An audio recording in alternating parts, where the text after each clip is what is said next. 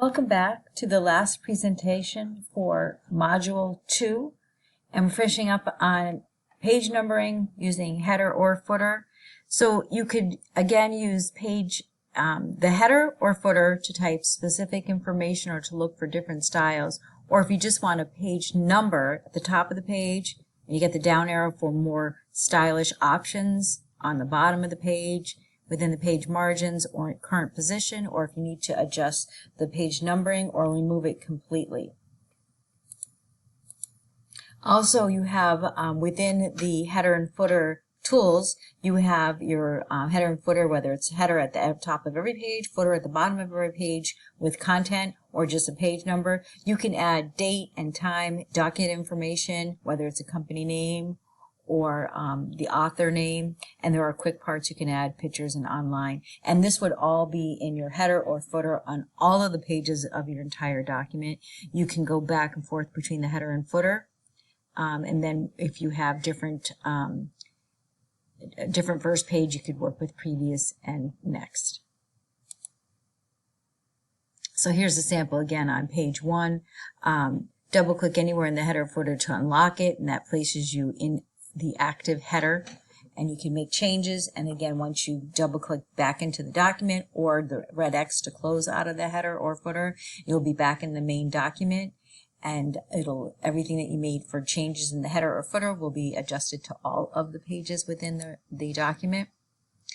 To insert the date and time, you can just click date and time, and there are different options. Do you want it the month spelled out? Do you want it just the number? Do you want just the day and the month? Do you want the year? Whatever you want. There are many options that you can select. There's also, when you click that down, the dialog box appears. There's a check mark where you could choose update automatically. So what that means is if you open it on January 1st and you don't click that check mark for the update automatically, every time you open that document, it'll be dated January 1st, 2022. If you selected update automatically, if you open it in June, it'll have June's date. It'll go with the current computerized date. So that's your choice. Here are the samples of the different styles of the dates. You can even have time if you wanted. And here is that check mark for the update automatically. Footnotes and endnotes. So footnotes appear at the bottom of the page that they are where the option is selected to where you want the person.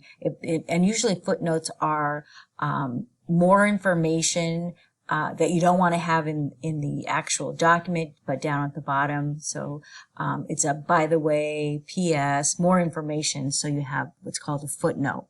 So if you're talking about a certain device, and then you didn't want to get into all types of devices that you're referring to, you could have this one, and the reader would know to look down at the bottom of the document. There's usually a separator line from the main document and the footer information, and then it would tell you what the other devices that they're referring to. That's a footnote, so your eye automatically goes down to see what type of devices are also included. If it was an endnote, it would be a lowercase I, but it wouldn't be at the bottom of the document. It would be at the end of the entire pages of this document. So footnotes appear on the bottom that they appear on. Endnotes, you get the little lowercase I, but you wouldn't see it on the bottom of this page. It would be at the end of your entire report. And all of these are found under the tab References, and you would either insert a footnote or an endnote. When you are using citations, when you're doing research projects and you've used either journal articles, or you used textbooks, or you used a website for your information, you must cite all of your references. So the first thing you need to do is click References, and then either you're doing the APA style or the MLA. So APA stands for American Psychological Association, and these are usually reports that are based on the social sciences or biology. The MLA stands for Modern Language Association, and those are more academic research essays and research projects. So there's the two that there's more options in there to choose as well, but the most, two most popular are APA style for the social sciences and MLA for the academic research types of formatting. You can look this up to see which, on your directions from your research project, which ones that they're recommending that you use in your Word document.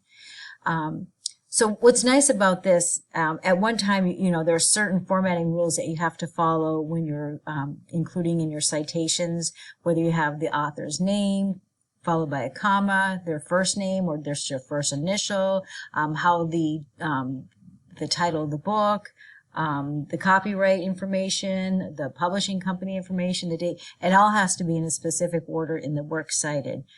So now Word has this built right in. At some point, people would go out to